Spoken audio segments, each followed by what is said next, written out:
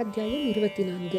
பாபாவின் தமாஷும் வேடிக்கையும், சானா லீலை, ஹேமத் பந்த், சுதாமர், அண்ணா சஞ்சினிக்கரும், மௌலிஷிபாயும். முன்னுரை. சத்குருவின் பாதங்களில் நாம் அகங்காரத்தை சமர்ப்பித்தாலின்றி நமது வேலையில் வெற்றி பெற மாட்டோம். அகங்காரத்தை உடைத்தால் நமது வெற்றி உறுதியளிக்கப்படுகிறது. சாய்பாபாவை வணங்குவதால் இபகர சௌபாகியம் இரண்டுமே கிடைக்கிறது. நம் உண்மையான இயற்கையில் நிலையாக்கப்பட்டு அமைதியும் மகிழ்ச்சியும் அடைகிறோம். எனவே எவரொருவர் அவரது சுபிட்சத்தை பெற விரும்புகிறாரோ அவர் சாய்பாபாவின் லீலைகளையும் கதைகளையும் பக்தியுடன் கேட்க வேண்டும். அவைகளை தியானம் செய்ய வேண்டும். இவைகளை அவர் செய்வாரேயானால் தமது வாழ்க்கையின் லட்சியத்தை சுலபமாக அடைந்து பேரானந்தம் பெறுவார். பொதுவாக அனைவரும் தமாஷையும் வேடிக்கையும் விரும்புவார்கள். ஆனால் தங்களை பொருளாக வைத்து தமாஷ் செய்யப்படுவதை அவர்கள் விரும்புவதில்லை. ஆனால் பாபாவின் வழியோ விசித்திரமானது. அவைகள் அபிநயத்துடன் சேரும் பொழுது பொதுமக்களுக்கு மிகவும் ஆர்வமூட்டுவதாகவும் அறிவுரை தருவதாகவும் இருக்கின்றன. எனவே கேலிக்கு அவர்கள் இலக்கா எனும் பொருட்படுத்துவதில்லை. ஹேமத் பந்த் தனது சொந்த அனுபவத்தையே கீழே குறிப்பிடுகிறார். சனா லீலை. ஷிரடியில் ஞாயிறுதோறும் சந்தை நடைபெறும். அண்டையில் உள்ள கிராமங்களிலிருந்து மக்கள் அங்கு வந்து தெருவில் பந்தல் கடைகளை போட்டு தங்களது பொருட்களை எல்லாம் விற்பனை செய்வர். ஒவ்வொரு மாலையும் மசூதியில் ஏறக்குறைய கும்பல் வந்துவிடும். ஆனால் ஞாயிறு மாலையோ மூச்சு தரும் அளவுக்கு கூட்டம் கூடிவிடும். அத்தகைய ஒரு ஞாயிற்றுக்கிழமையின் போது ஹேமத் பந்த் பாபாவின் முன்னால் அமர்ந்து பாபாவின் கால்களை நீவி பிடித்து விட்டு கொண்டும் கடவுள் பெயரை முணுமுணுத்து கொண்டும் இருந்தார்.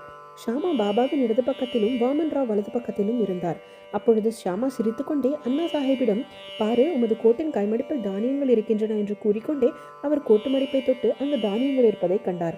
ஹேமத் பந்த் விஷயம் என்ன என்று அறிவதற்குள் தனது இடம் முழங்கையை நீக்கினார். அப்பொழுது அனைவரின் ஆச்சரியத்திற்கேற்ப சில பருப்பு மணிகள் கீழே உருண்டோடி சுற்றி உட்கார்ந்திருந்தவர்கள் பொறுக்கப்பட்டு எடுத்தன. இந்நிகழ்ச்சியை தமாஷிற்கான விஷயமானது. அங்கிருந்த அனைவரும் எங்கனம் தானியம் கோட்டு மடிப்புகள் சென்றது என்று அவ்வளவு நேரமும் அங்கேயே இருந்தன என்றும் வியந்தனர். ஹேமத் பந்துக்கும் அவைகள் எப்படி நுழைந்து அவ்வளவு நேரமாக அங்கேயே இருந்தன என்று யூகிக்க இயலவில்லை. ஒருவரும் இவ்விஷயத்தில் திருப்தியான பதிலை அளிக்க இயலாத வினோதத்தை பற்றி அதிசயித்துக் கொண்டிருக்கையில் பாபா கூறினார், இந்த ஆளுக்கு தனியாக தின்னும் பழக்கம் இருக்கிறது. இன்றைக்கு சந்தை நாளாகையால் பருப்பு மணிகளை ஆசை போட்டுக் கொண்டே வந்தார்.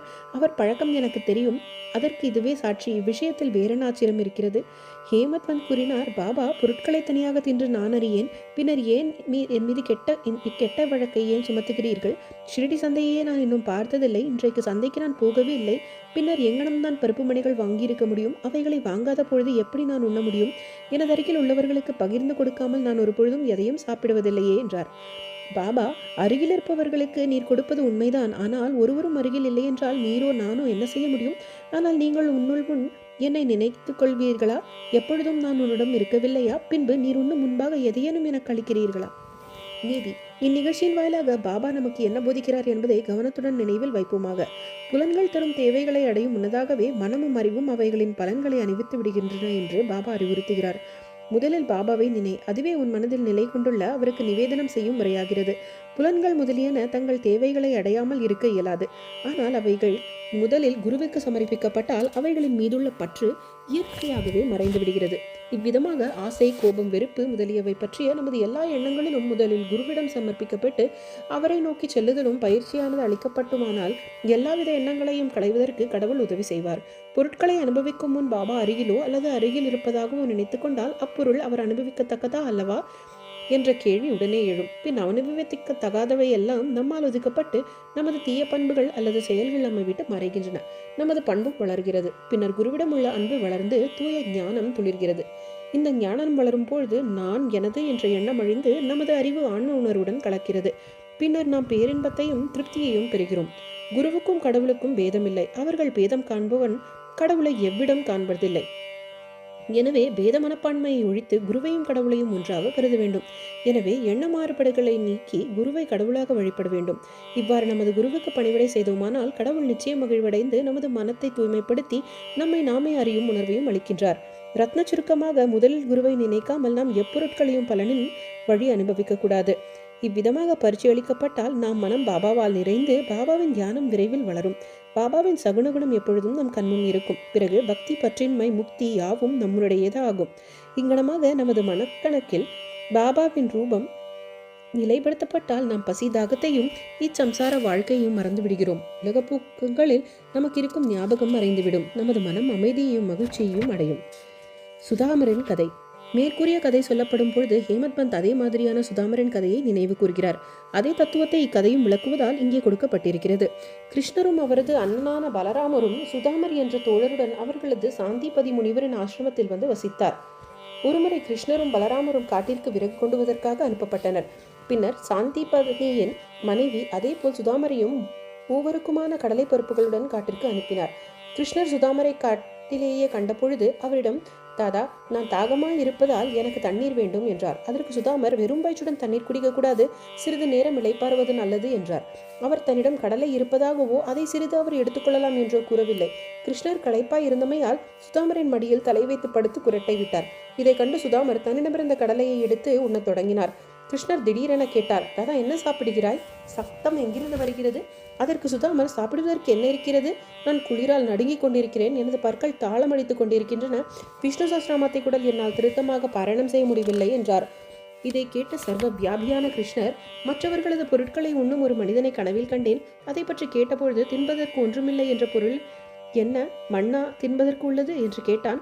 அதற்கு மற்றொருவன், அது அங்கனமே இருக்கட்டுமே என்றான். தாதா, இது ஒரு கனவுதான். நீ எதையும் எனக்கு இல்லாமல் உண்ணமாட்டாய் என்று எனக்கு தெரியும். ஆயினும் கனவில் கண்ட ஞாபகத்தில் நீ என்ன உண்கிறாய் என்று நான் கேட்டேன் என்றார்.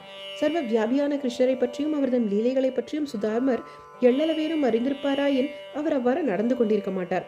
எனவே தன் செயலுக்காக அவர் வருந்த வேண்டியதாயிற்று. அவர் கிருஷ்ணரை நெருங்கிய நர்மரான போதும் தமது வாழ்க்கையை அஷ்டதரித்திரத்தில் கரிக்க வேண்டியதாயிற்று. ஆனால் பின்னர் அவர் கிருஷ்ணருக்கு தன் மனைவியின் சொந்த உழைப்பால் ஈட்டிய ஒரு பிடி அவலை அளித்த போது கிருஷ்ணர் மகிழ்ச்சியுடன் அவருக்கு அனுபவித்ததாக ஒரு பொன்னகரத்தை அளித்தார். மற்றவர்களுடன் பகிர்ந்து உண்ணது தனியாக தின்போர் இக்கதையை நினைவில் வைக்க வேண்டும். கடவுளுக்கு முதலில் சமர்ப்பித்து அவைகள் அவளால் திருப்தி அடைய பெற்ற பிறகே அவற்றை அனுபவிக்க வேண்டும் என்று ஸ்ருதியும் பகிர்கின்றது. பாபாவும் நமக்கு அதே அவர் தம் ஒப்புமையற்ற வேடிக்கையான வழியில் கற்பித்திருக்கிறார். அண்ணா சஞ்சனிக்கரும் மௌரிஷி பாயும். ஹேமத் பந்த் இப்பொழுது சமாதானம் நிலைநாட்டுவோரின் பாகத்தை பாபா ஏற்றுக்கொண்ட மற்றொரு வேடிக்கையான சம்பவத்தை கூறுகிறார். தாமோதர் கன்ஷியாம் பாப்ரே என்று அழைக்கப்பட்ட அண்ணா சஞ்சனிக்கர் என்று ஒருவர் இருந்தார். அவர் எளியமானவர், முரடர், நேர்மையானவர். அவர் எவரையும் லட்சியம் செய்ய மாட்டார். எப்பொழுதும் கரிவின்றி பேசி எல்லாருடையும் கைமேல் காசிலே நடத்தினார். வெளிப்படையாக கடுமையாகவும் வசப்படாதவராயும் இருந்த போதும் அவர் நற்பண்புடையவராயும் கள்ளமின்றியும் இருந்தார். எனவே சாய்பாபா அவரை நேசித்தார். ஒரு நாள் ஒவ்வொருவரும் ஒரு வழியில் சேவை செய்து கொண்டிருக்கின்ற போது அண்ணாவும் தலைகுனிந்து நின்று கொண்டு கைப்பிடியில் இருந்து இடது கைக்கு பிடித்து நீவி கொண்டிருந்தார். அம்மா என்ற பாபாவும் மௌர்ஷிபாய் என்ற பிறராலும் அழைக்கப்பட்ட கிழவதவியான வேணுபாய் ஜவுஸ்கி வலது புறத்தில் அவளுக்கே உரிய விதத்தில் சேவை செய்து கொண்டிருந்தாள். மௌஷிபாய் தூய உள்ளத்துடன் கூடிய முதியவள். அவள் தன் இரு கைகள் விரலையும் கோர்த்து கொண்டு பாபாவின் அடிவயிற்றை சுற்றி அழுத்தமாக பிசைந்து கொண்டிருந்தாள். அடிவற்றை தட்டையாகி விடும்படியான வேகத்துடன் சேவை செய்து கொண்டிருந்தாள். பாபா இப்படியும் அப்படியும் புரண்டு கொண்டிருந்தார். மறுபுறம் இருந்த அண்ணா நிதானத்துடன் இருந்தார். ஆனால் மௌஷிபாயின் அசைவுகளை அவளது முகமும் அசைந்தது. ஒரு தரம் அவளது முகம் அண்ணாவின் முகத்திற்கு மிக அருகில் வந்துவிட்டது. வேடிக்கையான பண்புடைய அவள், ஓ, இந்த அண்ணா ஒரு கெட்டவன். அவன் என்னை முத்தமிட விரும்புகிறான். தலை நரைக்கும் வயதாகியும் முத்தமிடுவதற்கு அவன் வெட்கப்படவில்லை என்றாள். இச்சொற்கள் அண்ணாவை கோபமடைய செய்தன. முஷ்டியை மடக்கிவிட்டு கொண்டு அவர், நான் ஒரு கெட்ட கிழவன் என்றா கூறுகிறாய்? நான் அவ்வளவு முட்டாளா? நீயே சண்டையை ஆரம்பித்தாய் என்று என்னுடன் சண்டையிட்டுக் கொண்டிருக்கிறாய் என்றார். அங்கிருந்த அனைவரும் அவர்களுடைய நடைபெற்றும் விஷயங்களை ரசித்துக் கொண்டிருந்தனர். அவர்கள் இருவரையுமே பாபா சமமாக நேசித்தார். சண்டையை நிறுத்த விரும்பிய அவர் இவ்விஷயத்தை மிகுந்த திறமையுடன் கையாண்டார். அன்புடன் அவர் கூறினார், அண்ணா, ஏன் அனாவசியமாக இக்கூச்சலையும் குழப்பத்தையும் உண்டாக்குகிறாய்? தாய் முத்தமிடப்படுவது உள்ள நெறியின்மை அல்லது தீங்குதான் என்ன என்பது எனக்கு விளங்கவில்லை என்றார். பாபாவின் மொழிகளை கேட்ட இருவரும் திருப்தி அடைந்தனர். எல்லோரும் மனமகிழ்வுடன் தங்கள் உள்ளம் நிறையும் வரை சிரித்தனர். பாபாவின் குணாதிசயம் பக்தர்களின் பால் அவரது சார்பு. பாபாவின் அடியவர்கள் அவர்களுக்குரிய வழியிலேயே அவருக்கு சேவை செய்ய அவர் அனுமதித்திருந்தார். இதில் பிறர் தலையிடுவதை அவர் விரும்பவில்லை. உதாரணமாக, இதே மோஷிபாய் மற்றொரு சந்தர்ப்பத்தில் பாபாவின் அடிவயிற்றை தேய்த்துவிட்டுக் கொண்டிருந்தாள். அவள் உபயோகித்த கடுமையும் வேகத்தையும் கண்டு மற்ற அடியவர்களெல்லாம் மனம் தளர்ந்து கவலை கொண்டவர்கள் ஆனார்கள். அவர்கள், ஓ அம்மா, இன்னும் நிதானமாகவும் மெதுவாகவும் செயல்படு, அல்லாவிடில் பாபாவின் இரத்த குழாய் நரம்புகள் இவைகள் உடைத்து விடுவாய் என்று அவளிடம் கூறினார்கள். இதன் பேரில் பாபா உடனே தம் இருக்கையை விட்டு எழுந்தார். தமது ஷட்காவை தரையில் ஓங்கி அடித்தார். அவர் கோபாவேஷம் அடைந்தார். அவரது கண்கள் நெருப்பு துண்டம் போல் ஆயின. ஒருவருக்கும் அவர் முன்பு நிற்கவோ பேசவோ தைரியமில்லை. பின்னர் அவர் ஷட்காவின் ஒரு முனையை தன் இரு கைகளாலும் எடுத்துக்கொண்டு வயிற்றிலுள்ள தொப்புளின் குச்சியில் ஒரு நுனியை அமுக்கினார். மற்றும் ஒரு நுனியை கம்பத்தில் பொருத்தி வைத்து அழுத்தி 2-3 அடி நீளமுள்ள அந்த ஷட்கா முழுவதும் அடிவயிற்றுக்குள் சென்றுவிட மாதிரியாக தோன்றியது. இன்னும் சிறிது நேரத்தில் அடிவயிறு கிழிந்துவிடும் என்று மக்கள் பயந்தனர். தூண் உறுதியானது, அசையாதது. பாபா அதன் அருகில் மிக மிக நெருக்கமாக போகத் தொடங்கி தூணை பலமாக அணைத்தார். எந்த வினாடியிலும் வயிறு கிழியும் என எதிர்பார்க்கப்பட்டது. அவைகள் எல்லாம் பீதி அடைந்து என்ன செய்வதென்று தெரியாமல் பயத்தாலும் வியப்பாலும் உண்மையாகி நின்றார்கள். பாபா தமது அடியவனுக்காகவே இவ்விதம் கஷ்டப்பட்டார். மற்ற அடியவர்கள் மௌல்ஷிபாயின் அவளது சேவையும் இன்னும் நிதானமாக இருக்கும்படியும் பாபாவுக்கு எவ்வித வலியையோ தொல்லையோ உண்டாக்க வேண்டாம் என்றும் கூறிக்கவே விரும்பினர். நல்லெண்ணத்துடனே அவர்கள் இதை செய்தனர். ஆனால் பாபா இதை கூட பொறுக்கவில்லை. தங்களது நல்லெண்ண முயற்சியில் பெருந்துன்பம் விளைவிக்கும் இத்திடர் விளைவை கண்டு அவர்கள் ஆச்சரியமடைந்தனர். காத்திருந்து பார்ப்பதை தவிர அவர்களுக்கு வேறொன்றும் செய்ய முடியவில்லை. அதிர்ஷ்டவசமாக பாபாவின் ஆவேசம் சீக்கிரம் குளிர்ந்தது. அவர் குச்சியை விட்டுவிட்டு தன் இடத்துக்கு வந்து அமர்ந்தார். இதிலிருந்து அடியவர்கள் மற்றவர்கள் சேவைகளில் குறுக்கிடக்கூடாது என்றும் தாங்கள் விரும்பிய வண்ணமே பாபாவுக்கு அவர்கள் சேவை செய்ய விட்டுவிட வேண்டும் என்ற பாடத்தை தெரிந்து கொண்டார். ஏனெனில் அவர்கள் செய்யும் சேவைகள் மதிப்பையும் தகுதியையும் பாபா அளிக்க வல்லமை உடையவராய் இருக்கின்றார். ஸ்ரீ சாயி பணிக. அனைவருக்கும் சாந்தி நிலவட்டும்.